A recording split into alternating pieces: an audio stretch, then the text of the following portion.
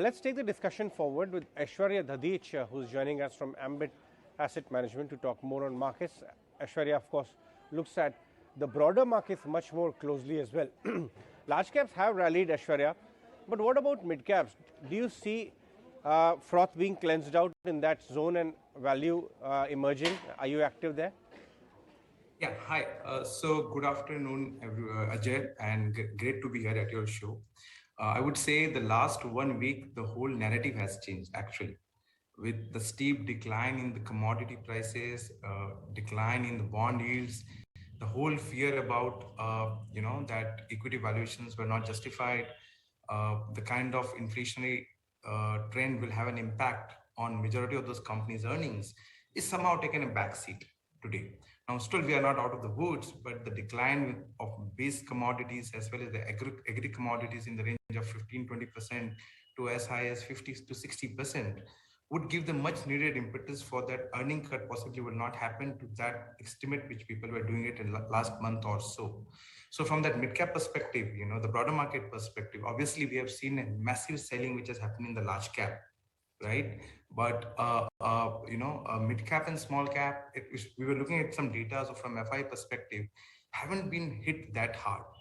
So that is one of the reason. If you look at market, 1 year forward from Nifty perspective is trading at close to say 18 times, but mid caps are still like 5 premium to that.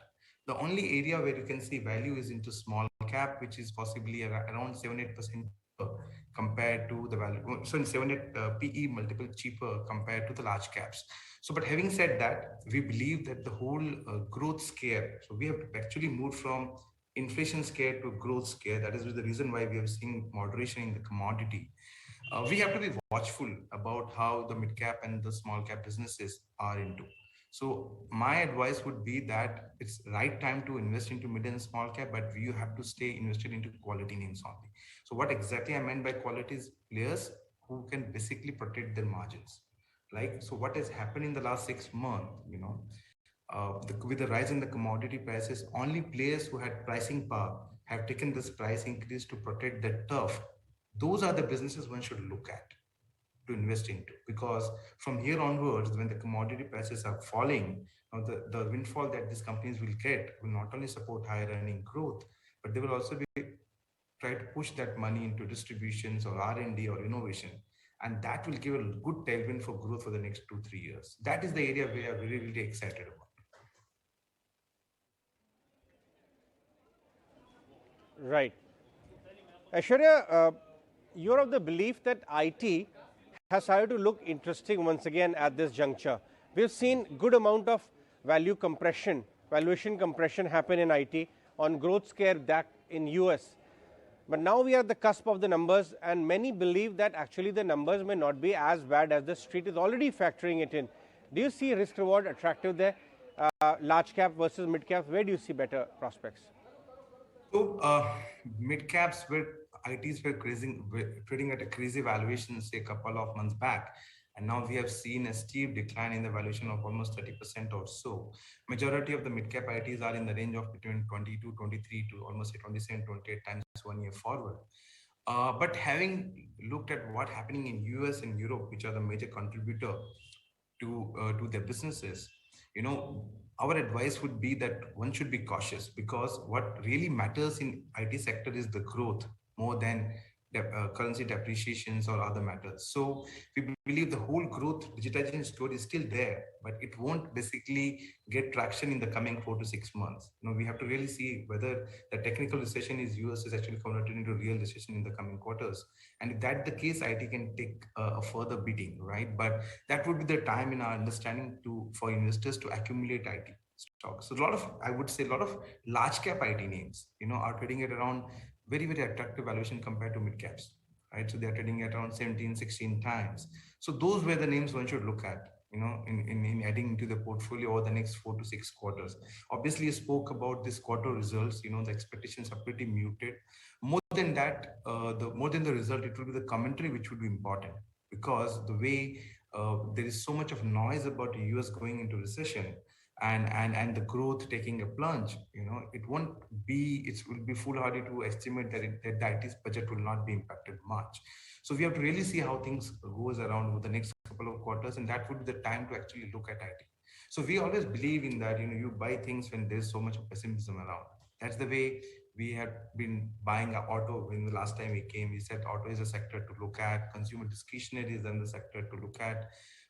Banking is what we have been always positive about, and we continue to believe that banking will do phenomenally better compared to other sectors in the coming quarters. And IT possibly could be looked at in the coming quarters also. Right. What about commodity moderation beneficiaries? How are you playing that? Or I would say that what kind of themes you have in your portfolio which actually tend to benefit because commodity prices are moderating big time? So we believe, it's time to now focus on micro rather than macro. And from commodity perspective, we believe it's time to focus on commodity consumer rather than commodity producer, right? So as said earlier, right, we are very, very positive on sectors like consumer durables or consumer discretionary, right? So just to give example, likes the player, like whether it is Kajaria Ceramics, who is the leader in the tile space, or a player like say Astral, one of the leader player in the pipe segment. Now these players have been hit hard because of the rising commodity prices from the raw material side. And now when the commodity prices have taken a plunge, there's strong reversal which is happening in the particular space. These people have taken that kind of a price hike to protect their turf, to protect their margin. Now, in all likelihood, they're not going to cut prices anytime soon.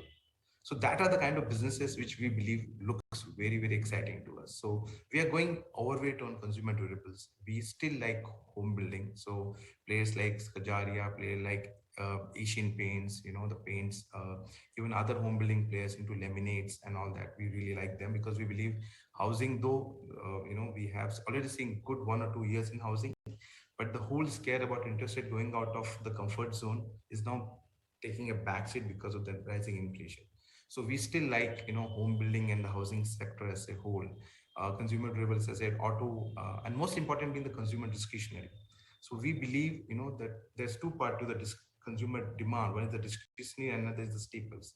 And we are very positive on the discretionary part. So we are holding into businesses like Page Industries or Bata and all that. We believe that that particular segment will continue to see a very sustainable and higher growth compared to staples, and they have a limited impact of margin because of the pricing pressure I was talking to you about.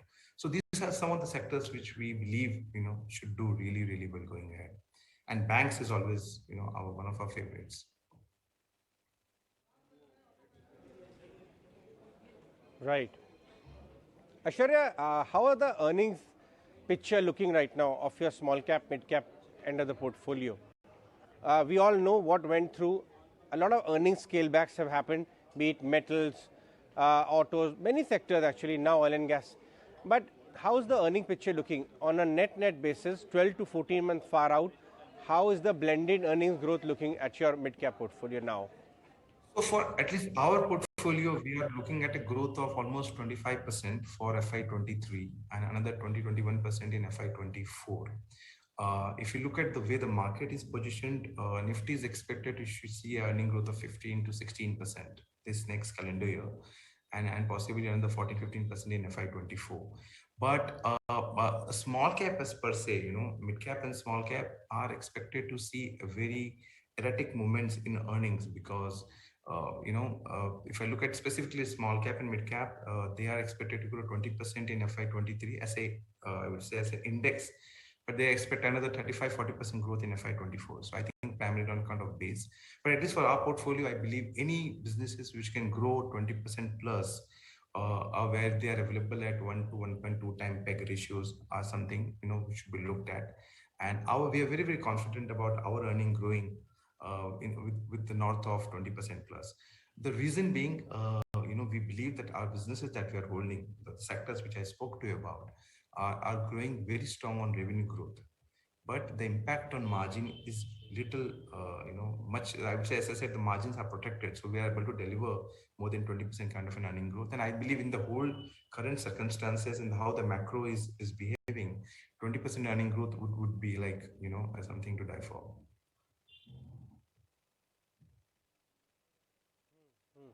Before I let you go, one quick view on valuation compression. This 25% growth which you're talking about of your mid-cap portfolio, how much has the valuation eased from peak? What kind of multiples were they trading at now? How much have they eased? If you could share. I know that's a very interesting one. So there was a time where at the peak, our portfolio was trading north of 30%, right? So we were trading at exactly at 33 times PE 1 year forward. Now, because of the compression, or what happened in the market in the last 1.5 years, especially 1 year, that valuation has come down to 27, 28 times. So we haven't seen a very steep decline because, as you are aware, that we basically invest into quality names with strong leadership positions and businesses with strong pricing power. So the fall in our portfolio was much, much lesser compared to others, but we are still trading at 27, 28 times. And for a 25% earning growth for the next year, the portfolio is trading at almost 1.2, 1.3 time PEG. So we have a very less derating risk, and we are poised to participate in the earning growth, which is expected to fructify in the coming future. That's the point I was talking about. So your earnings growth potential is good and valuations are much more reasonable now. I remember you have been bullish on a lot of unlock plays much ahead of the time, consumer unlock plays category. Now as we stand in the consumer category, what are the good themes which you are researching on, or some indicative kind of stuff which you've been doing in your portfolio?